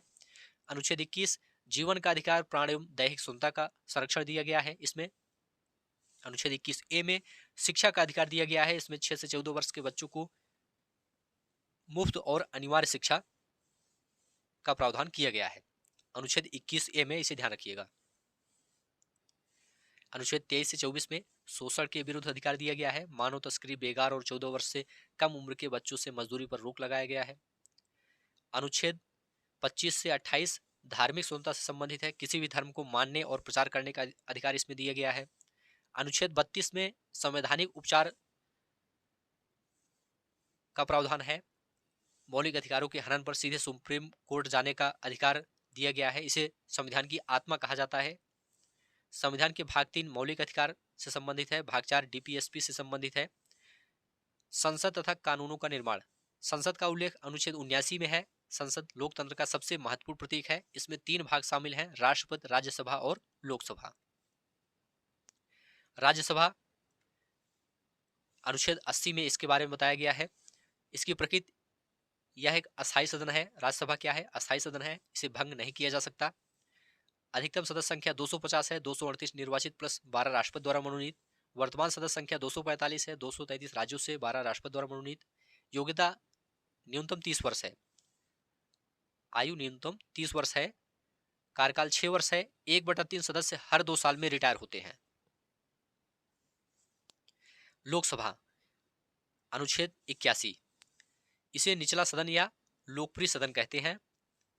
अधिकतम सदस्य संख्या 550, पहले 552 थी, लेकिन 104वें संशोधन द्वारा 2 एंग्लो इंडियन सदस्यों का नामांकन समाप्त कर दिया गया है। वर्तमान सदस्य संख्या 543, सीधे जनता द्वारा निर्वाचित। योग्यता न्यूनतम आयु 25 वर्ष है। कार्यकाल 5 वर्ष का है। संसद का कार्य राष्ट्रीय सरकार का चुनाव करना, सरकार को नियंत्रित करना, मार्गदर्शन देना, प्रश्नकाल के माध्यम से नए कानून बनाना। चलिए न्यायपालिका के बारे में बात कर लेते हैं। भारत में एकीकृत न्याय व्यवस्था है, न्यायिक व्यवस्था है। अदालतों की संरचना, सर्वोच्च न्यायालय यह दिल्ली में स्थित है, देश की सबसे बड़ी अदालत है यह। इसके फैसले सभी अदालतों को मानने पड़ते हैं। उच्च न्यायालय राज्य स्तर पर है। वर्तमान में भारत में 25 उच्च न्यायालय हैं। निचली अदालतें जिला स्तर पर होती हैं। कानूनी विवादों के प्रकार, एक होता है फौजदारी कानून, एक होता है दीवानी कानून। फौजदारी कानून में चोरी, हत्या, दहेज के लिए प्रताड़ित करना, ये सब चीजें शामिल हैं। इसमें पहले एफआईआर दर्ज होती है। दीवानी कानून जमीन की बिक्री, किराया, तलाक से संबंधित मामले। स्थानीय सरकार, ग्रामीण एवं शहरी। पंचायती राज के बारे में बात करेंगे। ग्राम सभा, पंचायत के क्षेत्र में रहने वाले सभी वयस्क की सभा को ग्राम सभा कहा जाता है। ग्राम पंचायत, इसका चुनाव 5 साल के लिए होता है। इसका मुखिया सरपंच कहलाता है। स्तर, ग्राम पंचायत, जनपद पंचायत, ब्लॉक और जिला परिषद। नगर प्रशासन, बड़े शहरों में नगर निगम और छोटे शहरों में नगर पालिका होती है। शहर को वार्डों में बांटा जाता है और वहां से पार्षद चुने जाते हैं। सामाजिक न्याय, हाशिएकरण की समझ। हाशिएकरण क्या है? जब किसी समुदाय को समाज की मुख्य धारा से अलग थलग कर दिया जाता है, जैसे कि आदिवासी, दलित। आदिवासी का अर्थ है मूल निवासी, ये जंगलों के पास रहते हैं। इन्हें अनुसूचित जनजाति एसटी कहा जाता है। संवैधानिक सुरक्षा, एससी एसटी। अत्याचार निवारण एक्ट 1989, यह कानून दलितों और आदिवासियों को अपमान और शोषण से बचाने के लिए बनाया गया। डीके बसु गाइडलाइंस, पुलिस द्वारा गिरफ्तारी और पूछताछ के समय पालन किए जाने वाले नियम से संबंधित है यह गाइडलाइंस। अन्य महत्वपूर्ण अनुच्छेद और संवैधानिक प्रावधान यहाँ पर देखेंगे। अनुच्छेद 52 भारत का एक राष्ट्रपति होगा। अनुच्छेद 52 बताया गया है भारत का एक राष्ट्रपति होगा। अनुच्छेद 74 राष्ट्रपति को सलाह देने के लिए एक मंत्रिपरिषद होगी जिसका प्रधान प्रधानमंत्री होगा। अनुच्छेद 124 भारत का एक सर्वोच्च न्यायालय होगा। अनुच्छेद 324 चुनाव के संचालन के लिए निर्वाचन आयोग की व्यवस्था का प्रावधान है इसमें। अनुच्छेद 368 में संविधान में संशोधन की करने की शक्ति संसद के पास है। चलिए आगे बढ़ते हैं। महत्वपूर्ण संवैधानिक संशोधन यहाँ पर देखेंगे। यहाँ पर जो इंपॉर्टेंट है केवल उसी को लिया गया है। इसके बाद ऑब्जेक्टिव प्रश्नों को देखेंगे। 42वां संशोधन 1976, इसे लघु संविधान कहते हैं। प्रस्तावना में समाजवादी, धर्मनिरपेक्ष, अखंडता शब्द जोड़े गए हैं। अनुच्छेद 51A के तहत मौलिक कर्तव्य जोड़े गए हैं। 44वां संशोधन 1978, संपत्ति के अधिकार को मौलिक अधिकार से हटाकर केवल एक कानूनी अधिकार बनाया गया है। अनुच्छेद 300A। 61वां संशोधन 1989, मतदान की आयु 21 वर्ष से घटाकर 18 वर्ष की गई है। 73वां और 74वां संशोधन 1992, पंचायती राज और 73वां संशोधन पंचायती राज और 74वां संशोधन नगर पालिकाओं को संवैधानिक दर्जा दिया गया है। अब यहाँ पर दोस्तों ऑब्जेक्टिव प्रश्नों को देखेंगे। यहाँ पर थ्योरी सेक्शन पूरा कंप्लीट हो गया। अब मोस्ट इंपोर्टेंट 60 प्रश्नों को यहाँ पर देखेंगे। इसे आप लोग ध्यान से देखिए और सभी प्रश्नों का उत्तर बताने का प्रयास कीजिए। पहला प्रश्न आप सभी के सामने है। कथन ए है, बुध सूर्य के चारों ओर एक परिक्रमण पूरा करने में केवल 88 दिन लेता है। क्या यह सही है? तो यह बिल्कुल सही है। थ्योरी सेक्शन में आपको बताया गया था 88 दिन लेता है। कारण बुध सूर्य के सबसे नजदीक का ग्रह है, बिल्कुल नजदीक का ग्रह है, इसलिए कम समय लेता है। तो यहाँ पर दोनों सही है, कथन भी सही है, कारण भी सही है और ये सही व्याख्या भी है। तो राइट आंसर क्या हो जाएगा? राइट आंसर आपका पहला हो जाएगा। ए और आर दोनों सही है और आर ए की सही व्याख्या है। तो थ्योरी सेक्शन में इसके बारे में बताया गया था। चलिए अगला प्रश्न है, अगर अहमदाबाद 72 डिग्री 30 मिनट पूर्वी देशांतर पर स्थित है तो अहमदाबाद का स्थानीय समय क्या होगा यदि भारतीय मानक समय सुबह के 8 बजे है? देखिए दोस्तों, इस टाइप के प्रश्न एग्जाम में पूछे जाते हैं। याद रखिएगा, भारत का मानक समय कितना है? 82 डिग्री 30 मिनट। 82 डिग्री 30 मिनट पूर्वी देशांतर है, ठीक है। और यहां पर कितना कहा गया है? 72 डिग्री 30 मिनट देशांतर यहां पर कहा गया है अहमदाबाद के लिए। तो इसमें अंतर कितना है? 72 डिग्री 30 मिनट यहां पर बताया गया है। और भारत का मानक समय कितना है? भारत का मानक समय 82 डिग्री 30 मिनट पूर्वी देशांतर है। तो क्या करेंगे, इसमें अंतर देखेंगे, इसमें इसको माइनस करेंगे तो ये आपका कितना आ जाएगा? 72 और 82, ये अंतर आपका आ जाएगा 10 डिग्री का। 10 डिग्री का अंतर यहां पर है, ठीक है। और ध्यान रखिएगा, थ्योरी सेक्शन में बताया गया था 1 डिग्री घूमने में पृथ्वी 4 मिनट लेती है। ध्यान रखिएगा, 1 डिग्री घूमने में 4 मिनट लेती है। तो 10 डिग्री घूमने के लिए, अंतर जो 10 आया है, 10 डिग्री घूमने के लिए इसमें हम 4 से गुणा कर देंगे तो 10 चौक 40 हो जाएगा। कितना हो जाएगा? 40 हो जाएगा। 40 मिनट का समय। 40 मिनट का समय हो जाएगा। ठीक है, देखिए दोस्तों, अहमदाबाद मानक रेखा के पश्चिम में स्थित है, जो 82 डिग्री 30 मिनट है, इसके पश्चिम में स्थित है। तो वहां का आईएसटी से ये पीछे होगा। तो सुबह यहाँ पर देखिए जो 40 मिनट आया है, और यहाँ जो समय आईएसटी सुबह के 8 बजे दिया है, तो इसके पीछे 40 मिनट चला जाएगा। पीछे जाने का मतलब ये है कि 8 बजे में 40 मिनट माइनस कर देंगे तो कितना बचेगा, 7:20, मतलब 7:20 होगा। 8 बजे में 40 मिनट जब माइनस कर देंगे कितना टाइम होगा, 7:20 होगा। 7:20 में 40 मिनट जोड़ देंगे तो सुबह का 8 बज जाएगा। लेकिन यहाँ पर जोड़ना नहीं है, 40 मिनट को घटा देना है। क्यों? क्योंकि अहमदाबाद मानक रेखा के पश्चिम में स्थित है, तो वहां का आईएसटी से ये पीछे होगा। आईएसटी यहाँ पर 8 बजे है, तो इससे पीछे 40 मिनट कर देंगे, 7:20 हो जाएगा। 7:20 AM आपका राइट आंसर हो जाएगा।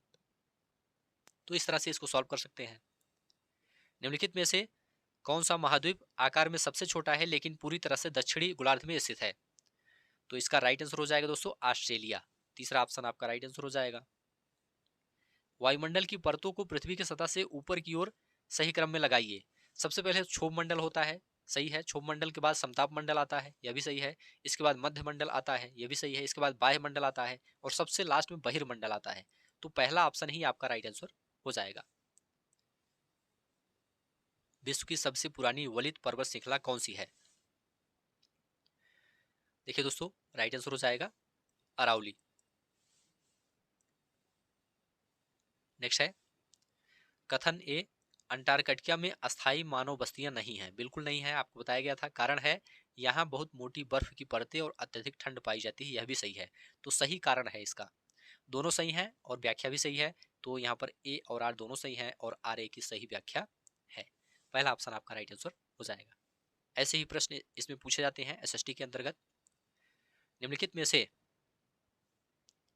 कौन सी गैस पृथ्वी द्वारा छोड़ी गई उष्मा को रोककर पृथ्वी को गर्म रखती है? तो आपको बताया गया था कार्बन डाइऑक्साइड गैस।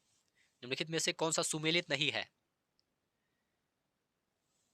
प्रेरी उत्तर अमेरिका सही सुमेलित है।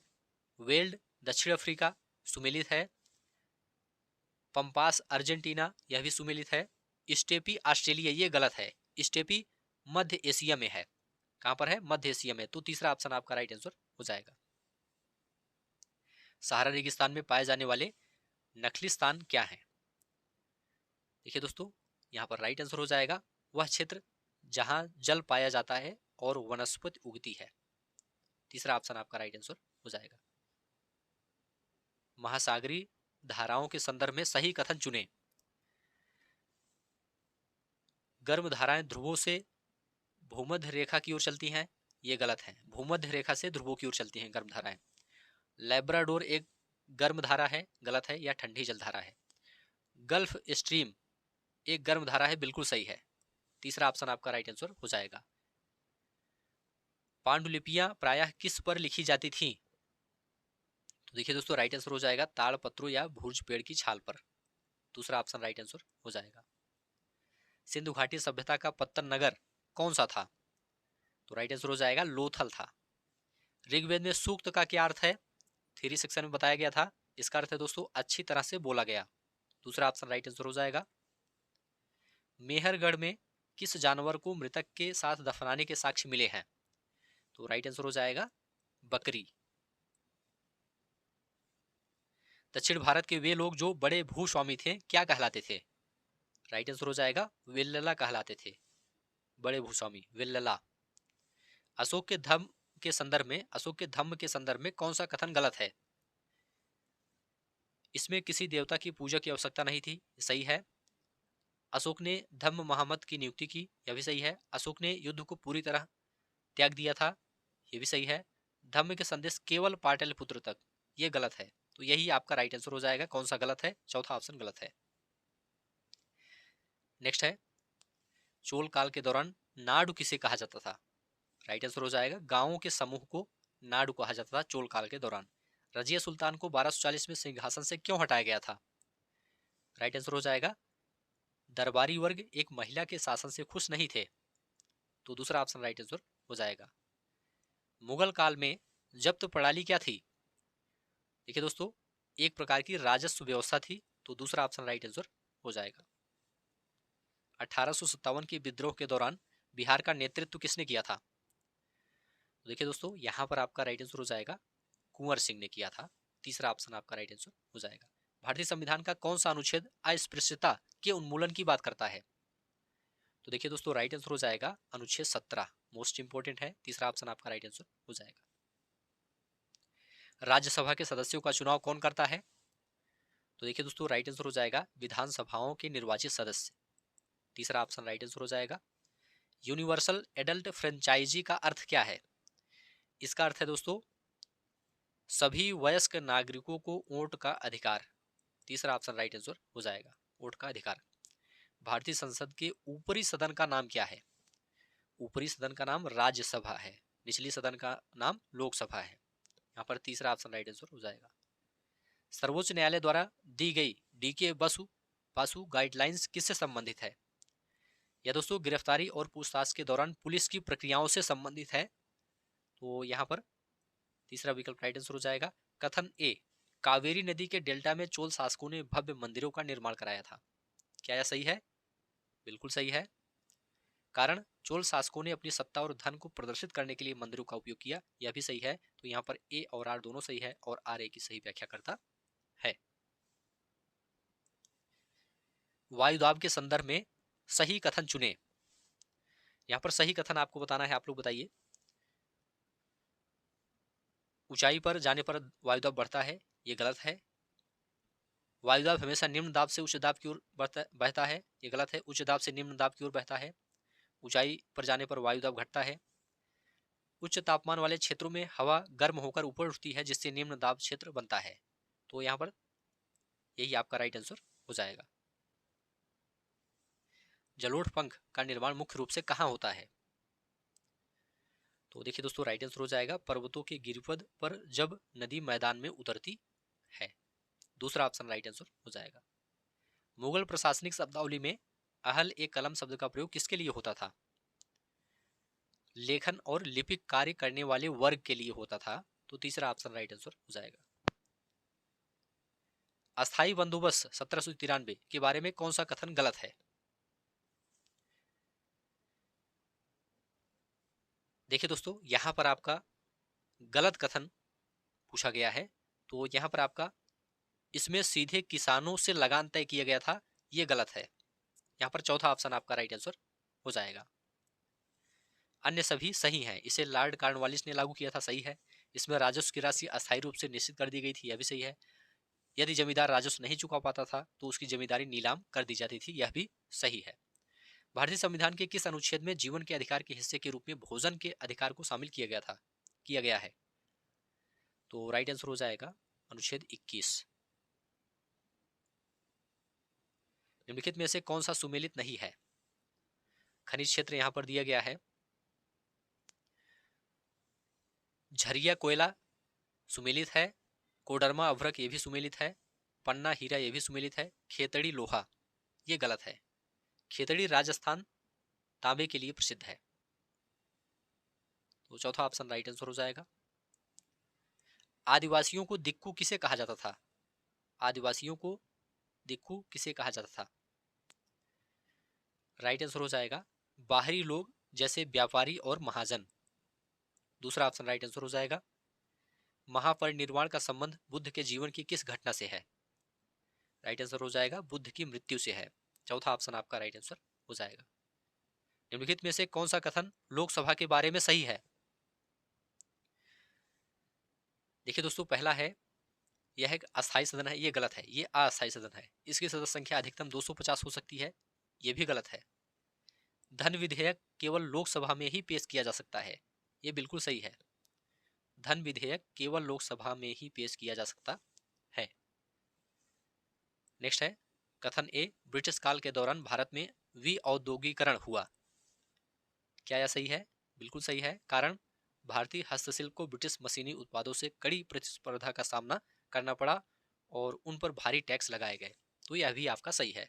तो यहाँ पर ए और आर दोनों सही है और आर ए की सही व्याख्या है। पहला ऑप्शन आपका राइट आंसर हो जाएगा। नेक्स्ट है, भक्ति संतों के संदर्भ में निम्नलिखित में से कौन सा मिलान गलत है?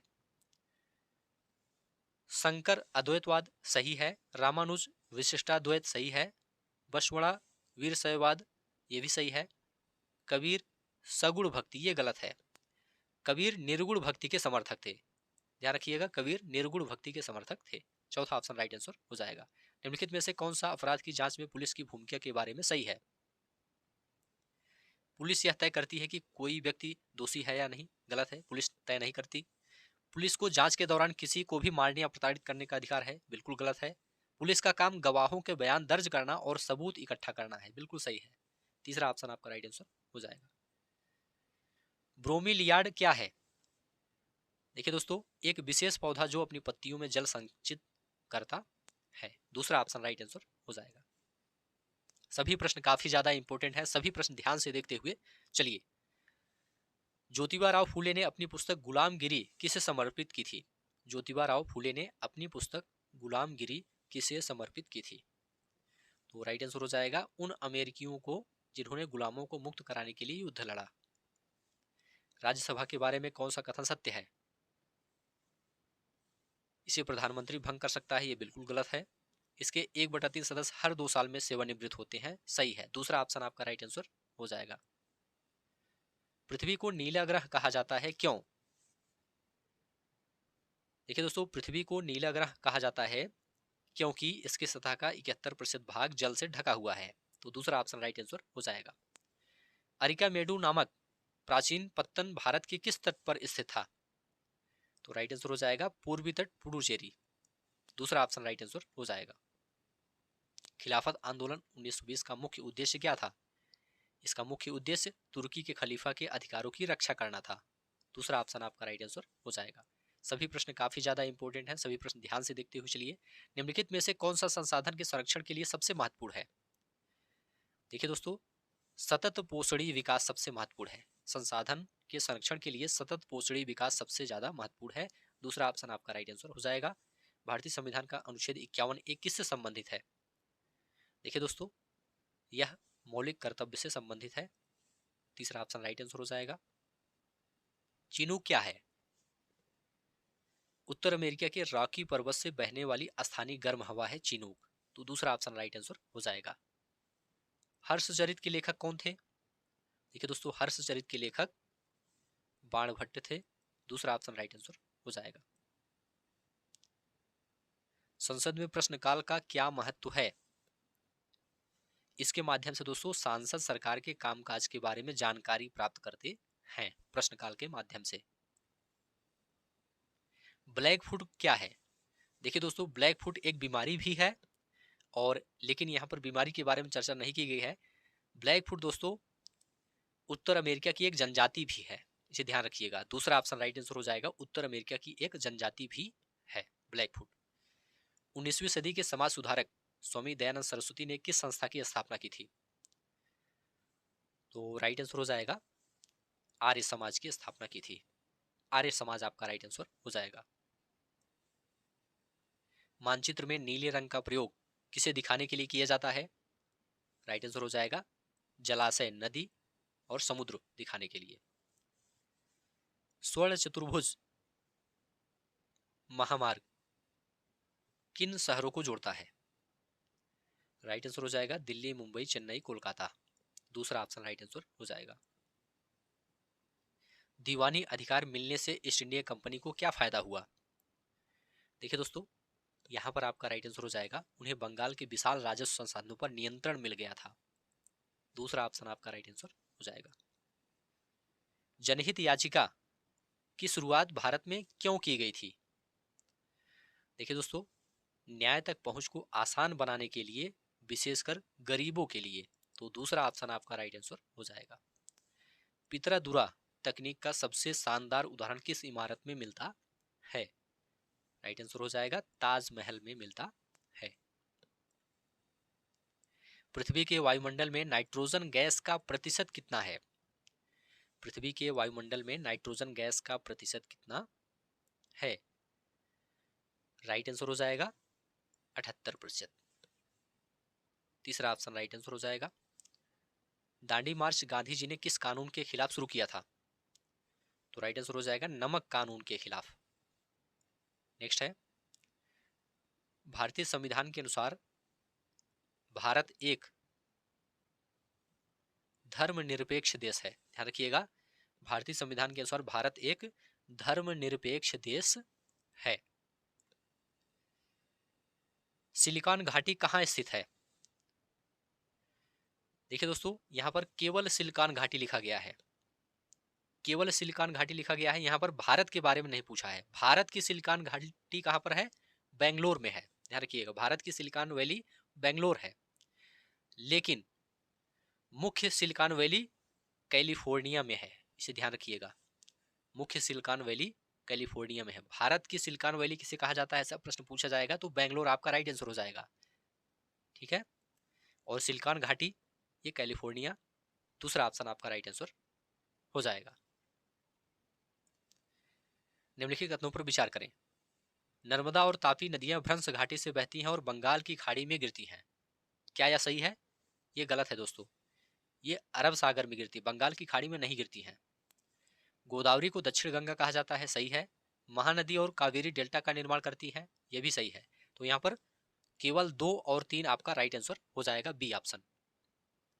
नर्मदा व तापी अरब सागर में गिरती हैं, यहाँ पर बी ऑप्शन आपका राइट आंसर हो जाएगा। तो ठीक है दोस्तों, आज की इस क्लास को यहीं पर समाप्त करते हैं। यहाँ से आपके एग्जाम में निश्चित रूप से प्रश्न पूछा जाएगा।